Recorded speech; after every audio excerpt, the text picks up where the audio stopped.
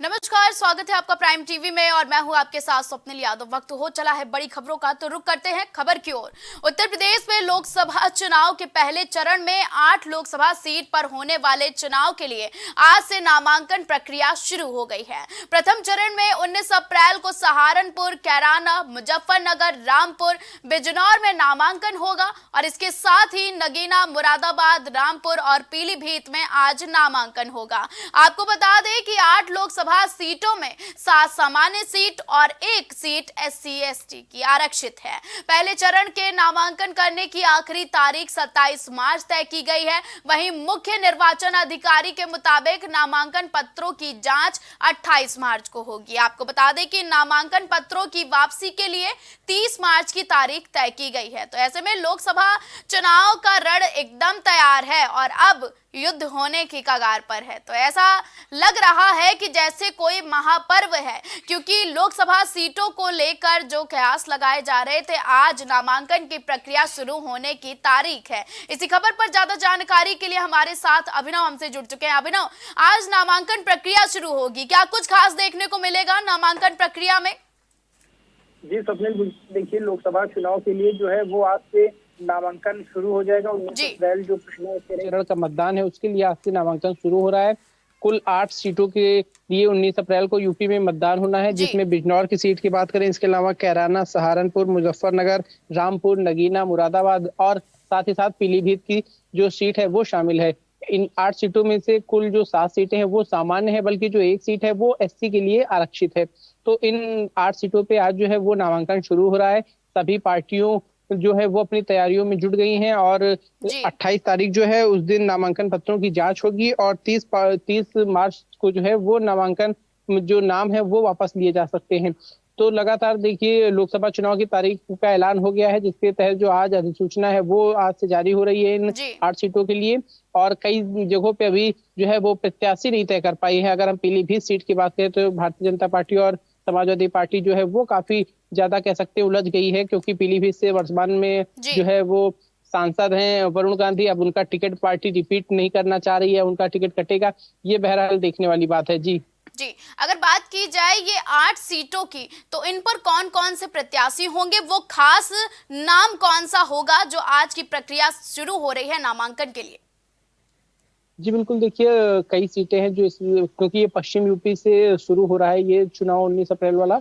तो आप अगर कैराना की बात करें तो वहां से जो नाहिद हसन है वो प्रत्याशी हैं समाजवादी पार्टी की। पहले RLD से वो प्रत्याशी होनी थी, लेकिन जब सपा RLD का गठबंधन टूटा तो समाजवादी पार्टी ने उन्हें कैराना लोकसभा से जो है वो प्रत्याशी घोषित किया इकरा हसन को। वो नाहिद हसन के परिवार की है। इसके अलावा भारतीय जनता पार्टी ने प्रदीप चौधरी पे दांव लगाया। इसी तरह मुजफ्फरनगर जो सीट है पश्चिमी यूपी की, वहां से संजीव बालियान को जो है वो भारतीय जनता पार्टी ने अपना प्रत्याशी बनाया है। वही कई ऐसी सीटें हैं जहां अब तक जो है पार्टी अपने प्रत्याशी नहीं तय कर पाई है, और जबकि आज से नामांकन शुरू हो रहा है तो पार्टियों के सामने भी एक बहुत बड़ी चुनौती है अपने प्रत्याशियों को शीघ्र से शीघ्र ही फाइनल करने की। और जहां पे अब तक प्रत्याशी नहीं घोषित है इन 8 सीटों की अगर बात करें तो वहां पे आज से लेके कल तक जो है वो प्रत्याशियों की सूची सामने आ जाएगी, क्योंकि 27 मार्च ही वह दिन है जिस दिन आखिरी दिन है नामांकन करने का।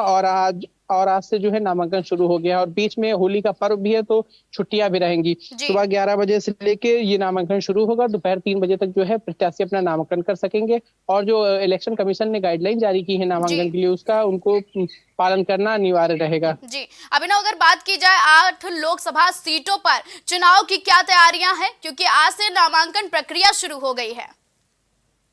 जी बिल्कुल, देखिए नामांकन प्रक्रिया के लिए जो है वो पर्याप्त संख्या में पुलिस फोर्स जो है उसको लगा दिया गया है। और जो चुनाव आयोग के जो तमाम अधिकारी हैं और जो रिटर्निंग अफसर हैं, ये तमाम लोग जो है वो जिला मुख्यालयों पे मौजूद रहेंगे, जहां पे जाके प्रत्याशी अपना नामांकन करेंगे। प्रत्याशियों के साथ उनके जो समर्थक हैं वो भी इस दौरान मौजूद रहेंगे, क्योंकि लोकसभा चुनाव से पहले जो है वो चुनाव से पहले मतदान से पहले जो नामांकन का दिन है ये काफी अहम माना जाता है। कई पार्टियां अपने प्रत्याशियों के साथ इस दौरान शक्ति प्रदर्शन करती हैं, तमाम तरह के जो है वो रैलियों का आयोजन किया जाता है नामांकन के दौरान।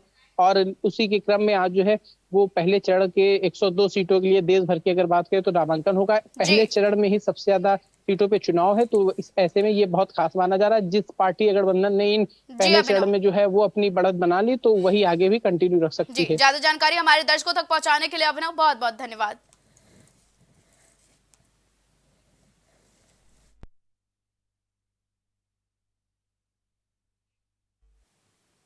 लोकसभा चुनाव 2024 में इस बार 400 सीटों के रिकॉर्ड की जीत के लिए भारतीय जनता पार्टी के उत्तर प्रदेश में खास रणनीति बना ली है। आपको बता दें कि पार्टी पूरी तरह से तैयार है सियासी रण में कूदने के लिए। पार्टी में सूबा भाली भांति जानते हैं कि अगर प्रधानमंत्री नरेंद्र मोदी को 400 सीटों से ज्यादा पर ऐतिहासिक विजय दिलानी है तो उसका रास्ता यूपी से होकर जाएगा। इसलिए अपने लक्ष्य को हासिल करने के लिए पार्टी ने यूपी में इस बार सभी 80 सीटों पर रणनीति बना ली है, जिसके लिए पार्टी रेड जोन के मतदाताओं तक पहुंच बढ़ा रही है। वहीं इसके लिए बीजेपी के स्पेशल टीम को उतारा है और आपको बता दें कि इसके लिए भारतीय जनता पार्टी ने राष्ट्र मंत्री महामंत्री सुनील बंसल की बनाई गई। तो आपको बता दें कि बेहद अहम है बीजेपी के लिए यूपी की 80 सीटें जीतना। तो आपको बता दें कि अब मैदान सज गया है, आज से नामांकन प्रक्रिया शुरू हो गई है। ऐसे में बीजेपी का मास्टर ब्लास्टर प्लान भी तैयार है। तो 400 सीटों पर जीत हासिल करने के लिए यूपी सबसे अहम है। आपको बता दें कि भारतीय जनता पार्टी की निगाह यूपी की 80 सीटों पर है और अगर दिल्ली तक पहुंचना है तो दिल्ली तक का रास्ता यूपी से होकर जाता है। तो लोकसभा चुनाव 2024 में इस बार 400 सीटों के रिकॉर्ड की जीत के लिए भारतीय जनता पार्टी तत्पर हो गई है। इसी खबर पर ज्यादा जानकारी के लिए हमारे साथ वैभव जुड़ चुके हैं।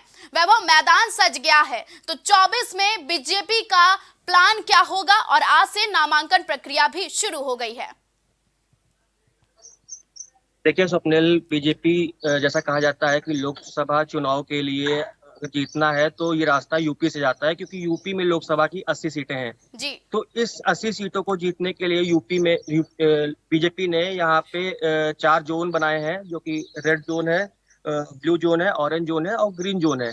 रेड जोन में वो 14 सीटें आती हैं जिसको बीजेपी 2019 में हार गई थी। उसको जीतने के लिए बीजेपी ने यहाँ एक रणनीति बनाई है, जिसमें जितने भी विपक्षी दल है, उनके नेता हैं, उनके सांसद हैं, विधायक हैं, जो उस पार्टी को छोड़ के उनको ये जी बीजेपी में लाने के लिए लगातार उनको बीजेपी में जी अगर वैभव सम्मिलित कर रहे बात हैं। की जाए 400 सीटों पर जीत के लिए यूथ और महिलाएं बीजेपी के लिए खास हैं, तो ऐसे में क्या रणनीति बनेगी यूपी में कि यूथ और महिलाओं को लुभाया जा सके, क्योंकि चुनाव तो बेहद नजदीक है। बीजेपी ने हमेशा से यूथ और महिला को लेकर राजनीति की है, जी और इसी को देखते हुए अभी हाल ही में बीजेपी ने 3 तलाक का एक मुद्दा भी लेके आई थी, जी जिसको महिलाओं को साधने के लिए और युवाओं के लिए भी ये कार्य करते रहे हैं। इसको लेके एक रणनीति बनाई गई है। जी वैभव, अगर बात की जाए तो 4 जोनों में यूपी को डिवाइड किया गया है, तो ऐसे में वो बेहद अहम जोन कौन सा है जहां पर भारतीय जनता पार्टी खास फोकस करने वाली है।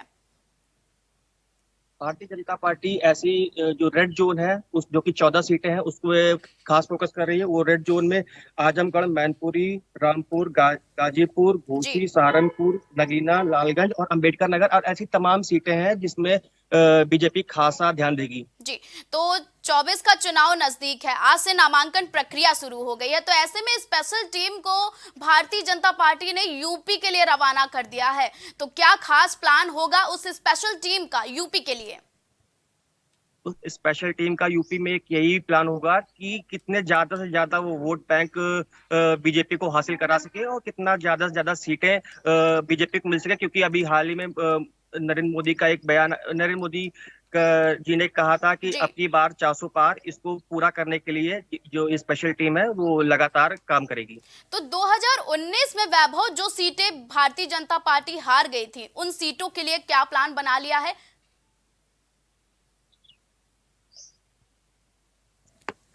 वैभव, आवाज आ रही है आपको। संपर्क टूट गया है, तो ज्यादा जानकारी हम तक पहुंचाने के लिए बहुत बहुत धन्यवाद।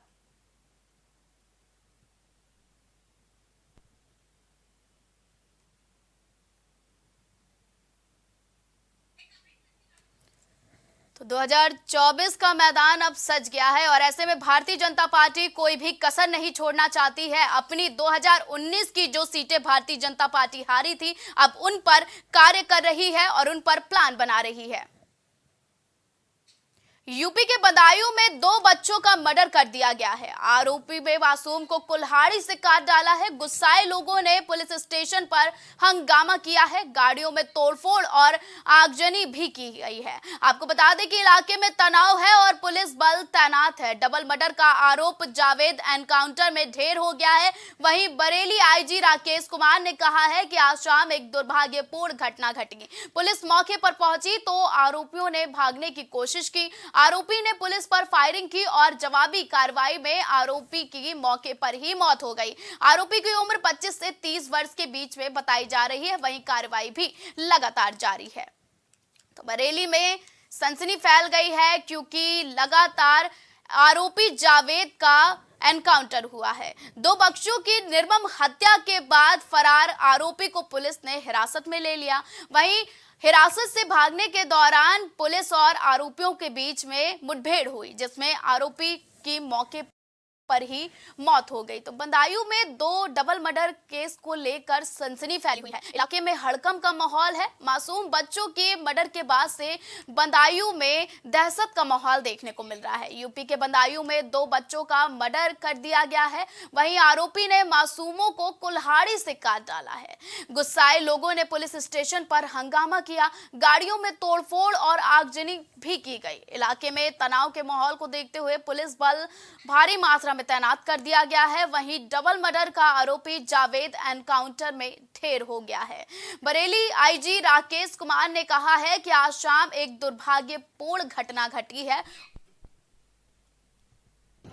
जैसा कि आप जानते हैं कि आज सायंकाल की घटना है और 2 बच्चों की हत्या हुई।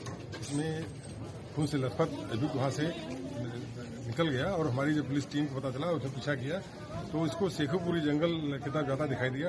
वहाँ हमारी टीम जब एसओजी और लोकल थाने पुलिस पीछा करते हुए पहुंची है, उस समय वहां पर जो है उसने फायर किया, जवाबी फायर किया और भागने का प्रयास किया। पुलिस ने फायर किया, इस जवाब में जवाबी फायरिंग में वो घायल हुआ और उसकी मृत्यु हो गई। निर्मम हत्या के बाद बदायूं में सनसनी फैल गई है। आसपास के माहौल तनावपूर्ण है। वहीं पुलिस बल भी तैनात कर दिया गया है कि किसी भी तरह की कोई भी प्रतिक्रिया, कोई भी गतिविधि ना घट सके। आपको बता दें कि बदायूं में डबल मर्डर केस को लेकर माहौल थोड़ा तनावपूर्ण है। आरोपी ने मासूम बच्चों की कुल्हाड़ी से हत्या की है। वहीं गुस्साए लोगों ने पुलिस स्टेशन पर हंगामा किया और गाड़ियों में तोड़फोड़ और आगजनी भी की। इलाके में तनाव है तो उसको देखते हुए पुलिस बल तैनात कर दिया गया है। डबल मर्डर का आरोपी जावेद एनकाउंटर में ढेर हो गया है। वहीं बरेली आईजी राकेश कुमार ने कहा है कि आज शाम दुर्भाग्यपूर्ण घटना घटी है। इसी खबर पर ज्यादा जानकारी के लिए हमारे साथ मोहम्मद कलीम जुड़ चुके हैं। कलीम, 2 बच्चों की निर्मम हत्या, क्यों की गई थी ये हत्या?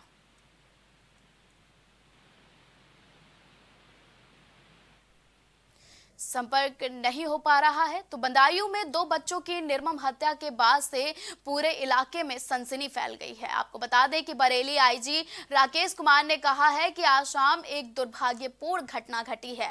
पुलिस मौके पर पहुंची तो आरोपियों ने भागने की कोशिश की। आरोपी ने पुलिस पर फायरिंग की और जवाबी कार्रवाई में आरोपी की मौके पर ही मौत हो गई। आरोपी की उम्र 25 से 30 वर्ष बताई जा रही है। वहीं पुलिस की कार्रवाई लगातार जारी है। तो बदायूं में डबल बच्चों की निर्मम हत्या के बाद से, डबल मर्डर के बाद से पूरे इलाके में सनसनी फैल गई है। इसी खबर पर ज्यादा जानकारी के लिए हमारे साथ हमारे सहयोगी कलीम जुड़ चुके हैं।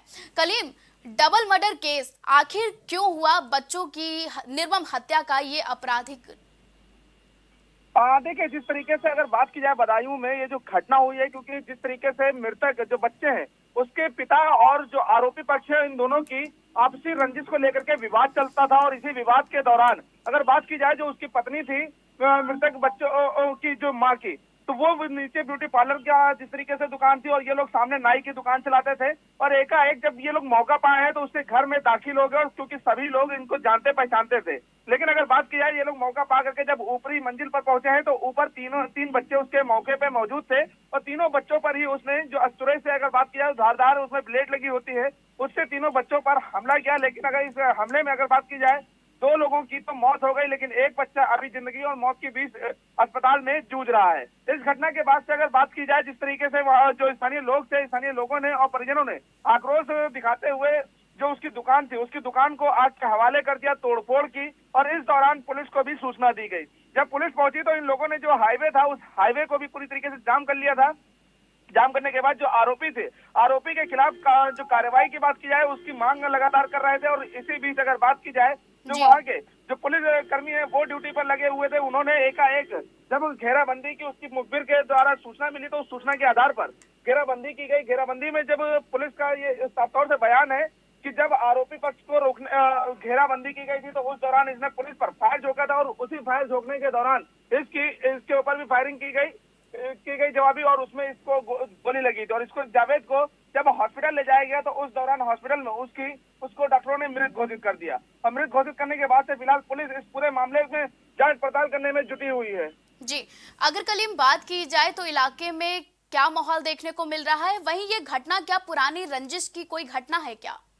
देखिए, साफ तौर से जिस तरीके से पुलिस ने बताया है तो पुलिस का साफ तौर से इस मामले को लेकर के कहना है कि आरोपी पक्ष से जो मुठभेड़ में ढेर किया गया है उसका और जो मृतक बच्चे हैं उसके पिता से आपसी रंजिश को लेकर के विवाद भी चलता था, और इसी विवाद के कारण ही जो आरोपी पक्ष है उसने इस घटना को अंजाम दिया था। फिलहाल जो आरोपी जावेद है वो जावेद तो फिलहाल मुठभेड़ में ढेर किया जा चुका है, लेकिन अगर दूसरा जो आरोपी की बात की जाए वो अभी फिलहाल पुलिस की गिरफ्त से दूर है, और उसकी भी तलाश में लगातार पुलिस टीम लगी हुई, क्योंकि दोनों भाइयों ने इस घटना को अंजाम दिया था। जी, ज्यादा जानकारी हमारे दर्शकों तक पहुंचाने के लिए कलीम बहुत बहुत धन्यवाद। तो 2 बच्चों की निर्मम हत्या के बाद से बदायूं के इलाकों में सनसनी फैल गई है।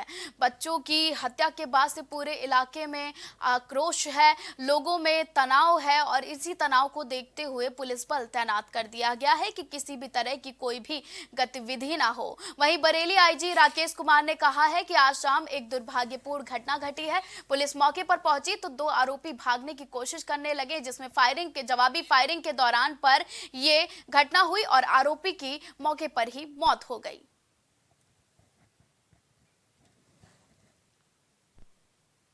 फिलहाल खबरों का सिलसिला लगातार जारी रहेगा। देश और दुनिया की तमाम बड़ी और अहम खबरों के लिए आप देखते रहें प्राइम टीवी।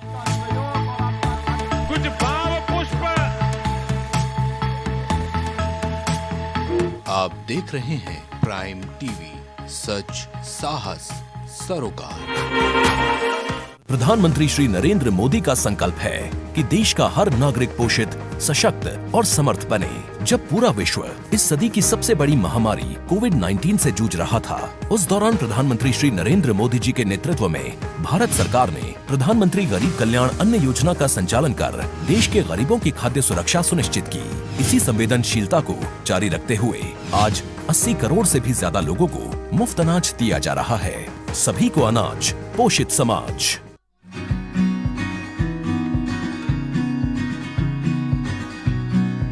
प्रॉब्लम्स थी जो मेरे को स्टेप्स चढ़ते हुए प्रॉब्लम थी, वो अब I think so 70% is improved. ठीक है, मेरे को एंकल में प्रॉब्लम थी एंड मेरे को नसेस मसल्स प्रॉब्लम थी, क्योंकि मसल्स में काफ़ी पेन रहती है, जो अब की इस टाइम पर एक बार ही मैंने लिया, मैं लास्ट टाइम आया था, उसके बाद मैं अब दोबारा लाया हूँ, तो ऐसे 70% इज इम्प्रूव्ड, जो कि डॉक्टर नहीं कर सका।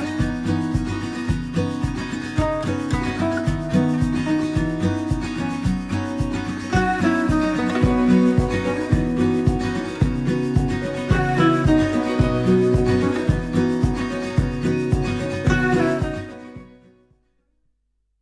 प्रॉब्लम्स थी जो मेरे को स्टेप्स चढ़ते हुए प्रॉब्लम थी, वो अब I think so 70% is improved. जो मेरे को एंकल में प्रॉब्लम थी एंड मेरे को नसेस मसल्स में काफ़ी पेन रहती है, जो कि अब की इस टाइम पर एक बार ही मैंने लिया, मैं लास्ट टाइम आया था, उसके बाद मैं अब दोबारा लाया हूँ, तो ऐसे 70% इज इम्प्रूव्ड, जो कि डॉक्टर नहीं कर सका। मैंने हाँ, मतलब मैं गंगा राम के हॉस्पिटल के डॉक्टर से तकरीबन 2 साल तक ये ट्रीटमेंट करा था, कि उनको समझ ही नहीं आया ये प्रॉब्लम क्या है। दैट इज अब बेटर है।